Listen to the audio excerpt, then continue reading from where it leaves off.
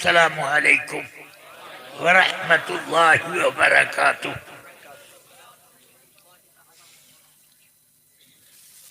نحمده ونصلي ونسلم على رسوله الكريم وعلى آله وصحبه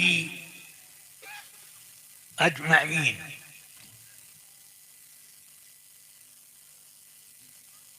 أما بعد، فأعوذ بالله من الشيطان الرجيم۔ يا أيها الذين آمنوا اتقوا الله وكونوا مع الصادقين، صدق الله العلي العظيم۔ درود شریف دل کو پورے طور پر بارگاہ رسالت کی طرف متوجہ کریں اور درود شریف کا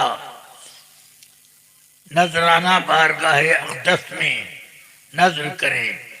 اللہم صلی علی سیدنا و مولانا محمد معدن الجود والکرم وعلی آلہ وصحبہ وبارک وسلم صلاة و سلاما علیک یا رسول اللہ، یا نبی اللہ، یا حبیب اللہ۔ رفیقان ملت،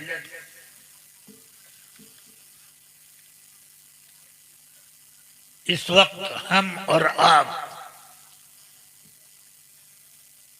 اس کانفرنس میں جو حاضر ہیں، اس کا مقصود صرف یہ ہے کہ ہم اپنے ایمان کو تازہ کریں،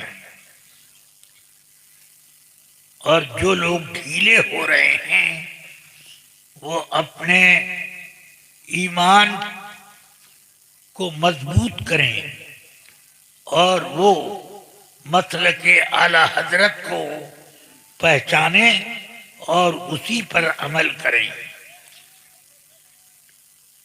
مسلک اعلی حضرت، یہ نہ سمجھیے کہ اعلی حضرت نے کوئی نیا مذہب اور مسلک ایجاد کیا ہے،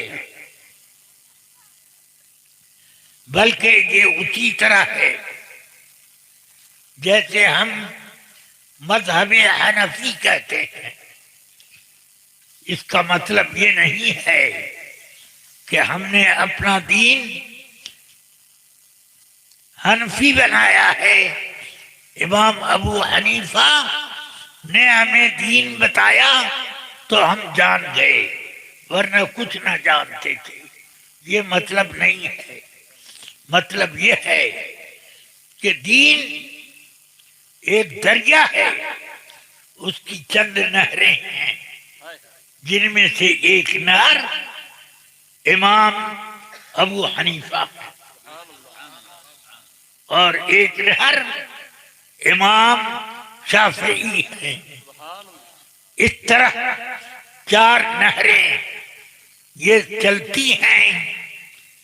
یہ علماء ملت اسلامیہ اور چار نہریں صوفیاء کرام کی ہیں، جن میں قادری، چشتی، سہروردی، نقشبندی، یہ چار نہریں وہ ہیں جس سے پیری اور مریدی کے سلسلے جاری ہیں۔ یہ روحانی غذا کے لیے یہ بنایا اور ایمانی غذا کے لیے وہ چار ائمہ کرام ہیں۔ وہ ہم کو صحیح راستہ بتاتے ہیں۔ روزہ کیسے رکھا جائے اور کس سے روزہ مکروہ ہوتا ہے، کیسے روزہ فاسد ہوتا ہے، کیسے روزہ صحیح اور مقبول ہوتا ہے، یہ سب تعلیم ملتی ہے. کہاں سے؟ یہ امام ابو حنیفہ، امام شافعی، امام احمد ابن حنبل اور امام سیدنا امام مالک جو امام شافعی کے استاد ہیں، فقہ میں بھی حدیث میں بھی، وہ سب سے پرانے محدثین میں گنے جاتے ہیں. امام بخاری کے پردادا استاد ہیں وہ، اور بعض حدیثوں میں دادا استاد ہیں. بہرحال یہ ہمارے جتنے یہ راستے ہیں، یہ سب راستے ہدایت کے ہیں. یہ نہ سمجھا جائے کہ یہ راستہ اسی طرح کا ہے جیسے شیعہ، سنی، وہابی، دیوبندی، اس طرح کا نہیں ہے. یہ سب سنی کے علاوہ جتنے یہ عقائد کے راستے بنے ہوئے ہیں، یہ سب گمراہ اور گمراہ گر ہیں. یہ راستہ وہ ہے کہ اہل سنت کے راستے پر جگہ جگہ شیطان بیٹھا ہوا ہے اور وہیں سے ڈگر ایسے نکال کے دوسری طرف پہنچا دیتا ہے. سیدھی راہ اہل سنت کی جا رہی ہے. شیطان کہیں سے اس کی ایک برانچ ایسے بنا دیتا ہے، اور وہ برانچ نہیں ہوتی ہے بلکہ حقیقت میں گمراہی کا راستہ ہوتا ہے. اس لیے رفیقان ملت اپنے ایمان کی حفاظت سارے مسلمانوں کی سب سے پہلی ضرورت ہے. ایمان کی حفاظت، اور حفاظت کا اس دور میں سب سے اچھا انتظام امام اعلیٰ حضرت نے کیا. سبحان اللہ، سبحان اللہ، ماشاء اللہ. سمجھے؟ ہم لوگ انہی کی غلامی میں اس مذہب اہل سنت و جماعت کی ترویج اور اشاعت کے لیے بڑھاپے میں دوڑتے ہیں، جوانی میں دوڑتے ہیں، اور جاڑے میں چلتے ہیں، سخت لوٹ تب اور ایسے موسم میں کہ آدمی کی سانسیں رکنے لگتی ہیں گرمی کی شدت سے، اس دور میں بھی دوڑتے پھرتے رہتے ہیں. کس لیے؟ صرف اس لیے کہ اہل سنت کو جو عقیدہ میرے آقا نے دیا ہے اور جس کی حفاظت امام ابو حنیفہ، امام مالک، امام شافعی، امام احمد بن حنبل نے کی ہے، ان میں سے چاروں میں سے کسی ایک کا دامن تھام لو. یہ راستے حقیقی برانچ ہے، اور باقی جتنے راستے ہیں وہ برانچ میں نہیں لے جاتے ہیں، وہ کسی گڈھے میں لے جا کر ڈھکیل دیتے ہیں. اس لیے اپنی حفاظت کرو، اور اس بد مذہبوں کا سب سے زیادہ تعارف اور ان کی مخالفت کی تمام حربے اگر کسی نے مہیا کی تو وہ امام احمد رضا. اللہ نے ان کو بھیج کر اس امت پر بہت بڑا احسان کیا ہے کہ ہمیں ایمان دیا رب نے اور حفاظت کرائی اعلیٰ حضرت کے ذریعے سے. سمجھ میں آیا؟ تو اس لیے اس حفاظت کا شکریہ ادا کرنے کے لیے اعلیٰ حضرت کا کبھی کبھی نام لیا کرو، یہ شکریہ ہے جناب۔ واہ واہ سبحان اعلیٰ حضرت نے یہ کیا وہ کیا، اگر اعلیٰ حضرت نہ آئے ہوتے اور نہ اٹھے ہوتے تو نہ شیعوں سے کوئی بچا سکتا تھا، نہ قادیانیوں سے کوئی بچا سکتا تھا، نہ رافضیوں سے اور نہ دیوبندیوں سے اور نہ وہابیوں سے، کہیں کوئی بچانے والا نظر ہی نہیں آتا۔ یہ اعلیٰ حضرت کو بھیجا اور ان کو پیدا کیا میرے رب نے امت کے انتظام کے لیے۔ رسول پاک کی امت کیسے زندہ رہے، کیسے پھلے پھولے، کیسے اپنا جنت کا راستہ بگڑنے سے محفوظ کرے، یہ سب، ورنہ جنت ہی کے راستے میں سے کوئی برانچ ایسے نکل جاتی ہے جو برانچ نہیں ہوتی، گمراہی کا راستہ ہوتی۔ ہاں، اور سب کہنے والے یہی کہتے ہیں، دیوبندی یہی کہتے ہیں، بھائی دیوبندی اور سنی کا اختلاف جو ہے یہ شافعی اور حنفی کے اختلاف جیسا ہے۔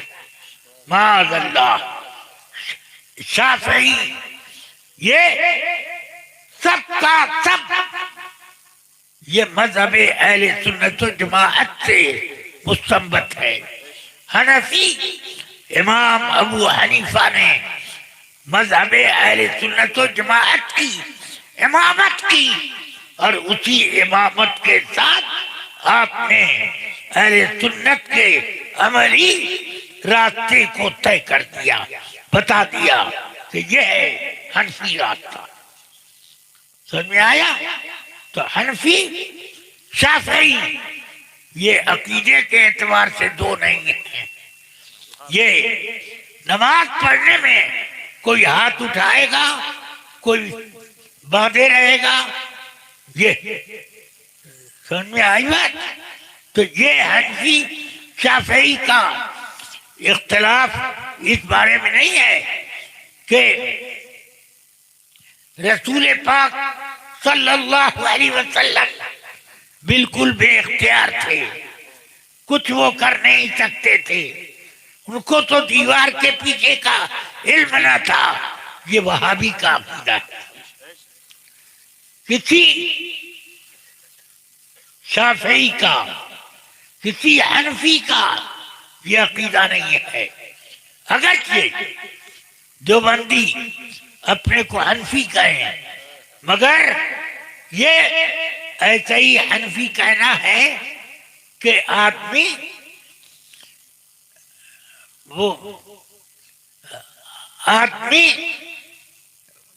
بانس کے اوپر پاؤں باندھ لے اور چلے اور کہے کہ میں جنات ہو گیا ہوں۔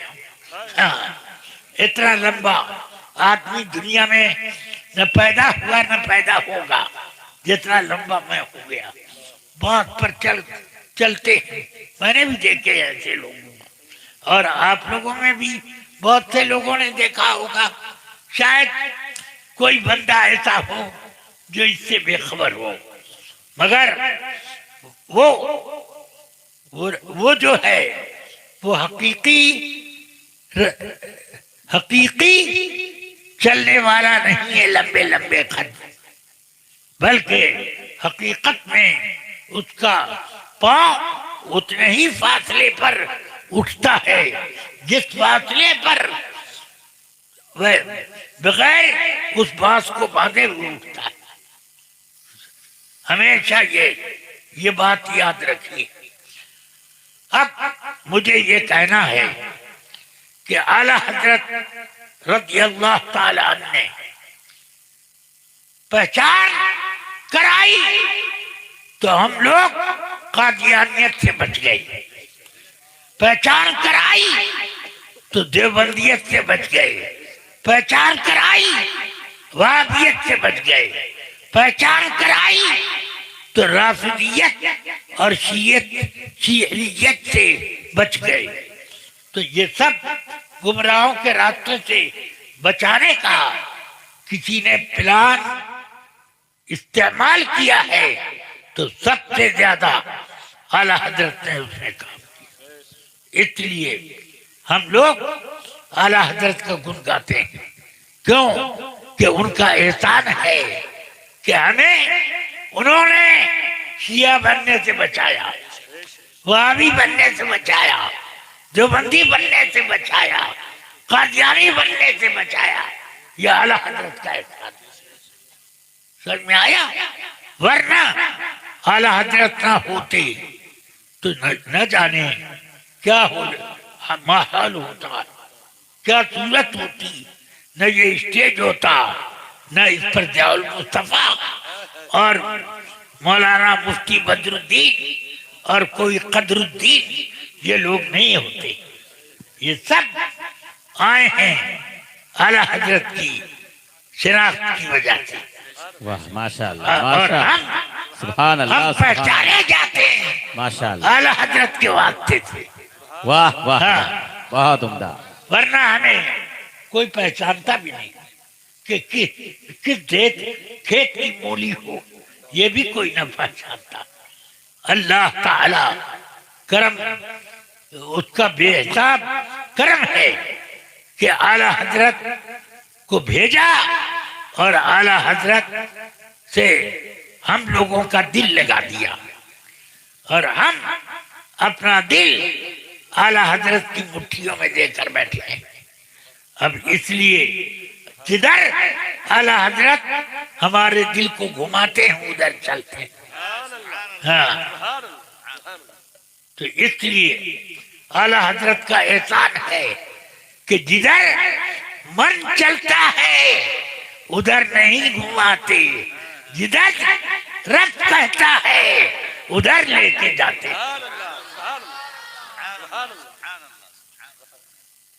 اللہ تبارک و تعالی ہم سب کو خیر و برکت سے نوازتا رہے.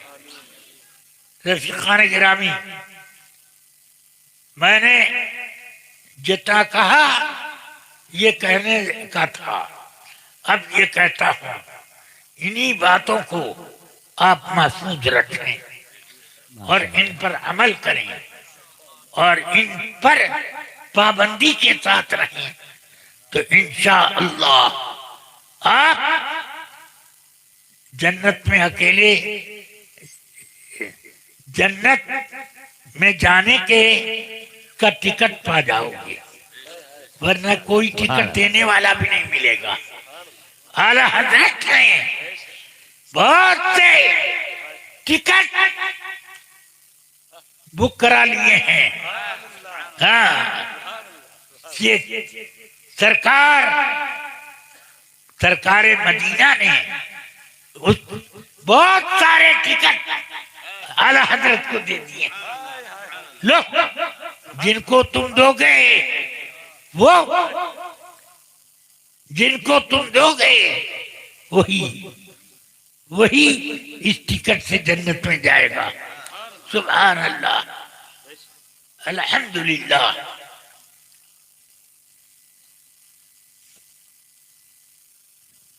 اب مجھے جو کہنا تھا میں کہہ چکا. اب ذرا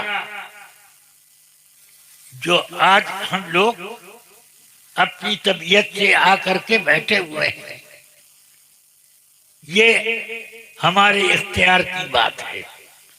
ایک وقت وہ آئے گا کہ بالکل بے اختیار رہو گے, اور ایک وہ بھی اس وقت بھی کچھ لوگوں کو اللہ تعالی اختیار دے گا. موت آئے گی, اس موت کے بعد کچھ لوگ تو وہ ہوں گے جو موت پانے کے بعد سامنے جنت دیکھتے ہو, سامنے جنت دیکھیں گے. اور اس وقت اب جانے میں دیر کیوں ہو رہی ہے؟ یہ ہمارے تمہارے جیسے گناہگاروں کو وہ لے کر جانے والے ہیں، اس لیے وہ ٹھہر کے انتظار کر رہے ہیں، سمجھ گئے؟ ہاں، تو اس لیے میں کہتا ہوں کہ اگر اللہ نے مجھے مسلمانوں کے معاملے میں کچھ اختیار دیا تو میں انشاءاللہ اکیلے جنت میں نہیں جاؤں گا، سبحان اللہ سبحان واہ واہ واہ یہ ساری بھیڑ میرے ساتھ چلے گی، سبحان اللہ اس کے علاوہ بھی جہاں جہاں بھیڑ اکٹھا کر لیتا ہوں میں، وہاں ان سب کو وہاں بھولوں گا نہیں، سب کو اپنے ساتھ لے کے چلوں گا۔ اللہ سے دعا کرو کہ اللہ مجھے کچھ اختیار دے دے اس روز۔ آمین ہاں۔ آمین بس تو اب میں نے تو اعلی حضرت کیا، اعلی حضرت کو اپنے اوپر پورا اختیار دے دیا ہے، جدھر چاہیے لے چلیے، جدھر چاہیے لے چلیے، مگر جدھر بھی آپ جائیں گے وہ سچائی کا راستہ ہی ہوگا۔ ہاں، اس لیے آپ اعلی حضرت کے ساتھ رکھو گے، کب؟ جبکہ مسلک کے اعلی حضرت پر رکھو گے، ساتھ رکھو گے، اور اعلی حضرت کے سامنے گواہی ہم لوگ دیں گے، مولانا بدر الدین صاحب دیں گے، اور یہ صاحب وہ صاحب سب گواہیاں دینے والے اس وقت یہ لوگ ہوں گے۔ ان کے علاوہ بھی بڑی لمبی لمبی باراتیں، سب باراتیں یہ علماء جو اعلی حضرت کے معتقد ہیں، ہم سب باراتوں کو یہی لوگ گائیڈنس کریں گے۔ اللہ تبارک و تعالی ہم سب کی حفاظت فرمائے اور ہم سب کو مسلک اعلی حضرت چلائے۔ اور میں اس بات کا چیلنج کرتا ہوں کہ جو مسلک اعلی حضرت پر ہوگا، اعلی حضرت اس کو پیچھے چھوڑیں گے نہیں، بے ساتھ شک ساتھ لے کے چلیں گے۔ بے شک سبحان اللہ ان میں سے کسی کو یہ نہ کہیں گے تو ادھر کیسے آ گیا، بلکہ وہ کہاں رک رہا ہے، چلا میرے ساتھ۔ واہ واہ سبحان اللہ سبحان اللہ یہ ہے اعلی حضرت۔ اللہ تبارک و تعالی نے اپنے رسول پاک کے غلاموں میں ایسے بڑے بڑے عالی شان امام پیدا کیے کہ جو اپنے ساتھ کروڑوں کی بارات لے کر کے جنت کی طرف چلیں گے۔ ہاں، سبحان اللہ، الحمدللہ۔ ان میں اعلی حضرت کروڑوں والے نہیں ہیں، اربوں اور خربوں والے۔ ہاں، کروڑوں والے میں ہم لوگ ہیں۔ ہاں، ہم لوگ انشاءاللہ پکڑ پکڑ کے لے جائیں گے، اعلی حضرت کے دل میں گھسائیں گے، اس میں گھسائیں گے، بولے چلے جائیں گے۔ اور اعلی حضرت سب کو غوث اعظم کے ساتھ جوڑیں گے، غوث اعظم سب کو رسول اعظم کے ساتھ جوڑیں گے۔ تو اس لیے آپ اپنے ایمان کی حفاظت کرو، ایمان کی حفاظت کرو۔ بہکانے والے بہت ہیں، سونا جنگل، رات اندھیری، شاہی بدلی کالی ہے۔ میں درس نظامیہ کی بالکل ابتدائی کتابیں جب پڑھ رہا تھا، اس وقت میں نے ایک خواب دیکھا، اور اس خواب میں دیکھا کہ ایک بڑا لمبا چوڑا اسٹیج لگا ہے اور بڑے بڑے بزرگ لوگ اسٹیج پر بیٹھے ہوئے ہیں. انہیں میں نے اعلی حضرت کو دیکھا کہ بیچ میں مسند لگا کے بیٹھے اور ان کے دائیں بائیں صدر الشریعہ اور مفتی اعظم بیٹھے ہوئے. یہ میں نے دیکھا. اور بھی بہت بڑے بڑے علماء تھے اور سامنے ایک بڑا لمبا چوڑا اسٹیج کے سامنے مجمع تھا. بائیں طرف خالی تھا. اس وقت اعلی حضرت نے ایک صاحب کو حکم دیا چلو وہاں پر کھڑے ہو کر نعت شریف پڑھو. تو میں نے دیکھا کہ وہ کھڑے ہوئے. انہوں نے پڑھا سونا جنگل رات اندھیری چھائی بدلی کالی ہے. سونا جنگل رات اندھیری چھائی بدلی کالی ہے. سونے والوں جاگتے رہیو. پٹ میری آنکھ کھل گئی. اب میں آنکھ بند کر کر کے کہتا ہوں آج جلدی سے آ. کیوں تم نے کیوں جاگ گئے؟ اب بہرحال اب اس کے بعد تو صبح تک مجھے نیند ہی نہیں آئی. میں سوچتا رہا کہ یہ اعلی حضرت مسند صدارت پر بیٹھے اور نعت شریف پڑھنے کے لیے ایک آدمی کو مقرر کیا تو اس نے سونا جنگل پڑھا اور میری آنکھ کھل گئی. سونے والے جاگتے رہیو کہا میری آنکھ کھل گئی. تو میں اب سوچنے لگا آخر اس خواب کا کچھ مطلب تو ہوگا. تو مجھے سمجھ میں آیا کہ اعلی حضرت بتا رہے ہیں کہ تو سوتا مت رہنا.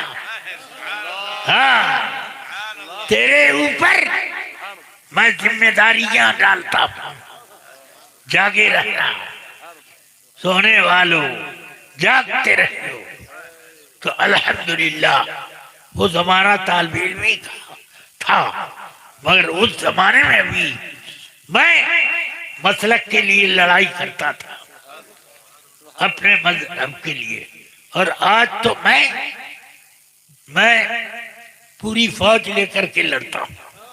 ہاں اللہ تبارک و تعالی ہم سب کو اعلی حضرت کے گروپ میں رکھے اور ان کے واسطے سے غوث اعظم رضی اللہ عنہ کا وہ فرمان رہے کیا جو فرمایا کہ یدی علی مریدی کالسماء فوق الارض.